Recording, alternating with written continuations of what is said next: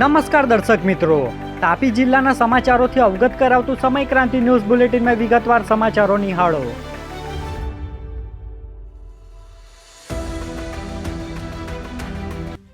નિઝરના વેલદા ટાંકી પાસે ગમખ્વાર અકસ્માત, એકનો ભોગ લેવાતા વિસ્તારમાં શોકની લાગણી. નિઝર તાલુકાના વેલદા ટાંકી નજીક અકસ્માત સર્જાતા એક વ્યક્તિનું મોત નીપજ્યું હતું, જ્યારે અન્ય એકને સારવાર માટે નંદરબાર ખસેડવામાં આવ્યા હતા. ઘટનાની જાણ થતાં પોલીસ સ્થળ પર પહોંચી કાર્યવાહી હાથ ધરી હતી. મૃતકનું નામ તાહિર અહેમદ અંસારી હોવાનું સામે આવ્યું છે. તાપી જિલ્લા પંચાયતમાં ભાજપનો એકતરફી દબદબો, પ્રમુખ ઉપપ્રમુખ પદ પર ભગવો લહેરાવવા તૈયાર. તાપી જિલ્લા પંચાયતના પ્રમુખ અને ઉપપ્રમુખ પદ માટે ઉમેદવારી પ્રક્રિયા પૂર્ણ થઈ હતી. આવતીકાલે યોજાનારી ચૂંટણીમાં ભાજપને બહુમતી મળતા પ્રમુખ અને ઉપપ્રમુખ સહિતના હોદ્દેદારો ભાજપના ચૂંટાઈ આવશે તે નિશ્ચિત માનવામાં આવી રહ્યું છે. પ્રમુખ પદ માટે બુહારી સીટ પરથી વિજેતા બનેલા ચંચળબેન ચૌધરી અને ઉપપ્રમુખ પદ માટે ગુણસદા સીટ પરથી વિજેતા બનેલા અશોક ગામિતે ઉમેદવારી નોંધાવી હતી. વ્યારાના કલમકુઈ ગામે ખેડૂતને ઇલેક્ટ્રિક કરંટ લાગતા સારવાર માટે ખસેડાયા. વ્યારા તાલુકાના કલમકુઈ ગામે ખેતરમાં કામ કરવા દરમિયાન અગમ્ય કારણોસર ઇલેક્ટ્રિક કરંટ લાગતા ખેડૂત ઇજાગ્રસ્ત બન્યા હતા. ઇજાગ્રસ્ત મુકેશ ગામિતને સારવાર અર્થે વ્યારા સિવિલ હોસ્પિટલ ખાતે ખસેડવામાં આવ્યા હતા, જ્યાં તબીબ દ્વારા સારવાર આપવામાં આવી હતી, જેની જાણ પોલીસને કરાઈ હતી.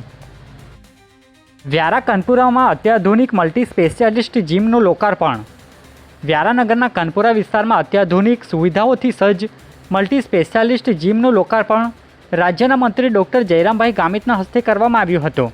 આ પ્રસંગે ધારાસભ્ય મોહન ઢોડિયા અને ધારાસભ્ય ડૉક્ટર તુષારભાઈ ચૌધરી સહિતના આગેવાનો અને નગરજનો ઉપસ્થિત રહ્યા હતા. યુવાઓ ફિટનેસ અને સ્વાસ્થ્ય જીવનશૈલી પ્રત્યે જાગૃતિ વધે તે હેતુથી શરૂ કરાયેલા આ જીમ વિસ્તાર માટે પ્રેરણારૂપ બનશે. ઉચ્છલમાં ₹88 કરોડના શિક્ષણ વિકાસ કામોનું ખાતમુહૂર્ત કરવામાં આવ્યું.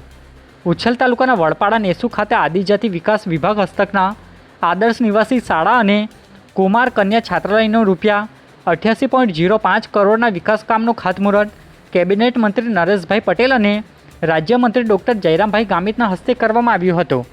વડપાડા અને મણેકપુર ખાતે નવી શાળા, હોસ્ટેલ અને ડાઇનિંગ હોલના બાંધકામથી વિદ્યાર્થીઓને આધુનિક સુવિધાઓ મળશે. તાપી કૃષિ વિજ્ઞાન કેન્દ્ર ખાતે કૃષિ વિસ્તરણ માટે વિડીયો પ્રોડક્શન તાલીમ યોજાઈ.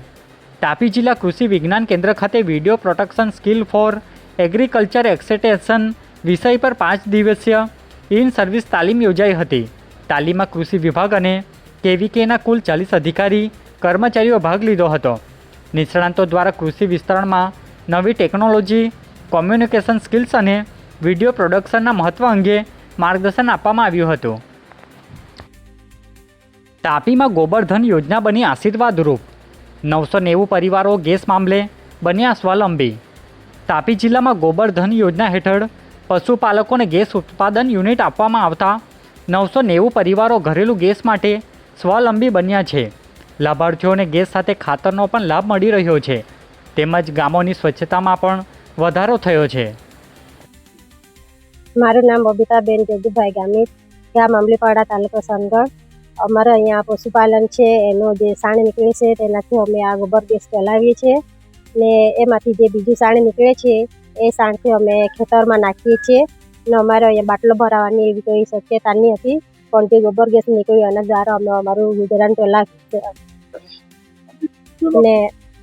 ને અમે બાટલાને એવું ભરાવાના પૈસા નહીં મળે એટલે આનાથી અમારું જે કોઈ ગેસ ગોબર ગેસ બને છે એના દ્વારા એનાથી અમે રસોઈ બનાવી લઈએ છીએ એટલે અમારું થઈ જાય છે ને અમારું ગામ એનાથી પણ સ્વસ્થતા રહે ને અમારું ઘર પણ સ્વસ્થતા રહે. કુકરમુંડાના રાજપુરમાં સરકારી યોજનાઓનો લાભ લેવા ગ્રામજનો ઉમટ્યા.